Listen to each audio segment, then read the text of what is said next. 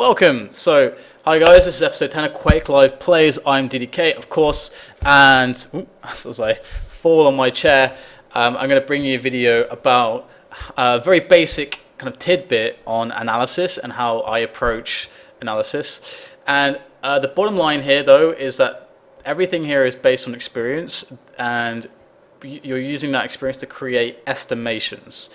So basically, when we talk about quantifying something, it means that you take a situation or an item or a scenario in a game and you assign value. It's the ability to assign value to anything within the game. For example, holding a rocket launcher in this position has a lot of value.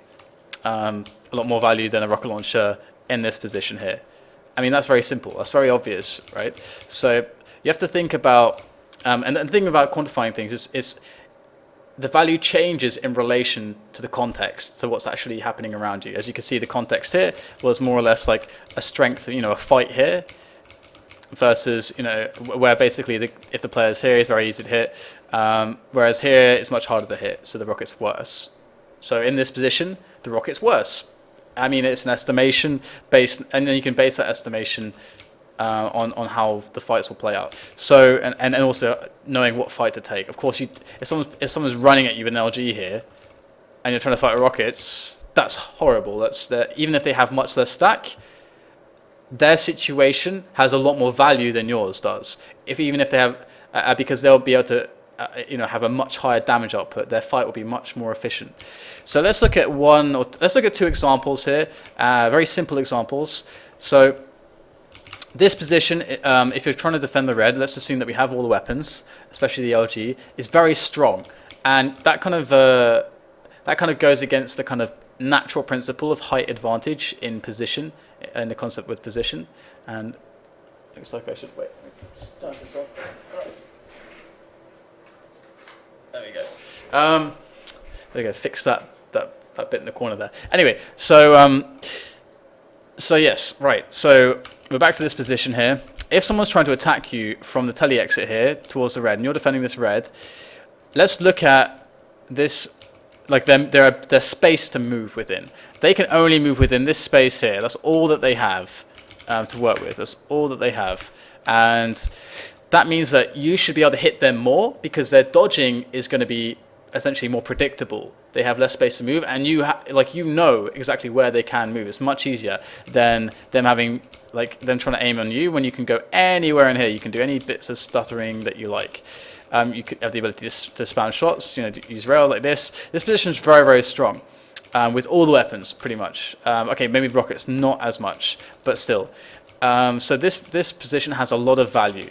If we go over to here, and we can really see what he's facing, it's very hard to move out on this position unless you have a much better stack, because you're always going to take damage inefficiently. You'll never be able to give quite as much back as you're going to be able to give. As you receive. So if the person does move out here and gets to this position, it's still kind of iffy, because this position still has very limited escape options, if none at all. You're pretty much committed to a fight here. It's very hard to back away. If they have rail, for example, if you try to move here, again, you're moving in this corridor, and then you have to move down here, and you can get railed quite easily here, because the shots, like raining someone here when your shooter is over there, it's pretty damn easy. These aren't terribly hard shots to hit. So your escape options even aren't that good, because you can't get out of sight instantly. Whereas for the other player, he can just be like, oh, the fight's going bad, see ya.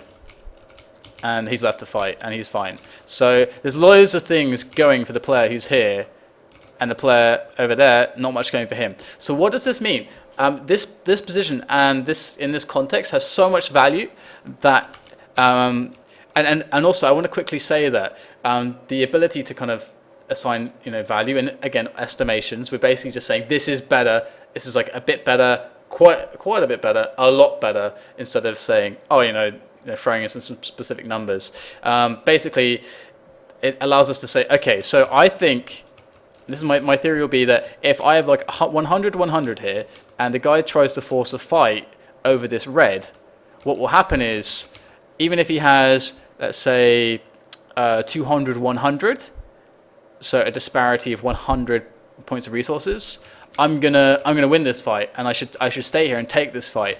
And then when you're looking at it in a demo, you'd be like, all right, I actually think that this position was a good decision. I just mis-executed, and so you basically looked at the entire scenario and you've been like, all right, that was a good decision because I should make this every time.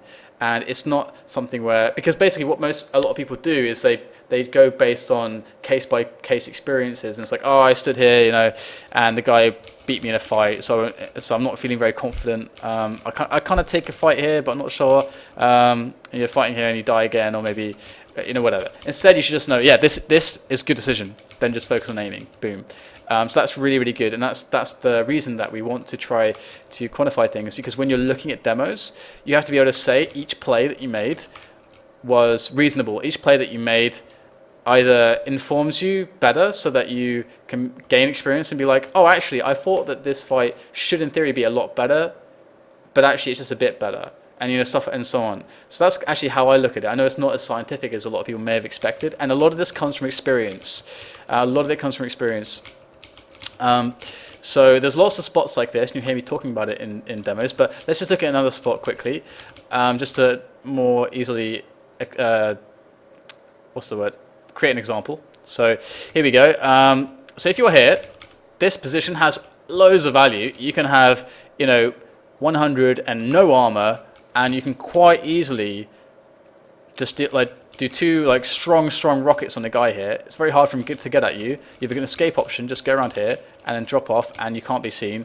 And that's really, really a strong position to be fighting from. And the reason is because, again, limited space for dodging. This means that you will hit easier, which means that essentially your damage output is actually higher than in reality it really is. Like when you're having just a raw aim fight on flat ground, your damage output will be higher here, and his damage output will be probably a little bit worse. Depends on the weapons that he has, but probably a bit worse. And he's in this horrible situation where he's taking a lot of damage as he's trying to hit you, so it's hard for him to like get his way out of this situation. So it affords you a chance to hit a really strong rocket and be like, if you're really low, and be like, okay, was the rocket good? All right, it was good. I stopped him. Fire another rocket, then get out of there. So there's lots of options for the guy who's up here.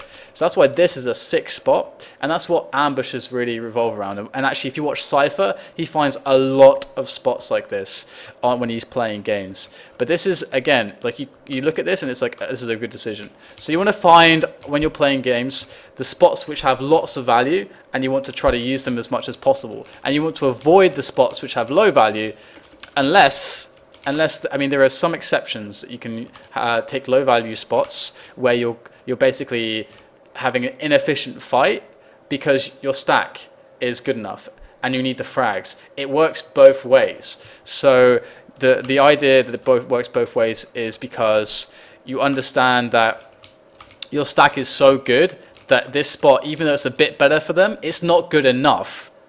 And that's the key point here, because again, you don't want to die, and you have to understand how much damage is possible in every situation for you to take, because you need to plan ahead. You need to understand, after you take this fight, I'm going to be left with this much health and armor, which then allows me to do this, that, or the other.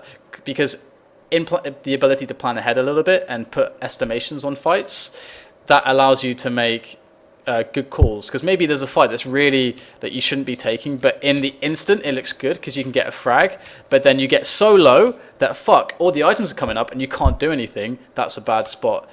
So I mean, there's a lot of stuff going on when it comes to high level Quake, and I hope that gave you guys a little bit of insight. If you have any questions, please leave them in the comments bar, and I will try to address those, and perhaps I'll write something on this as well that's a bit more coherent, a bit easier to follow than my little rant here in a video.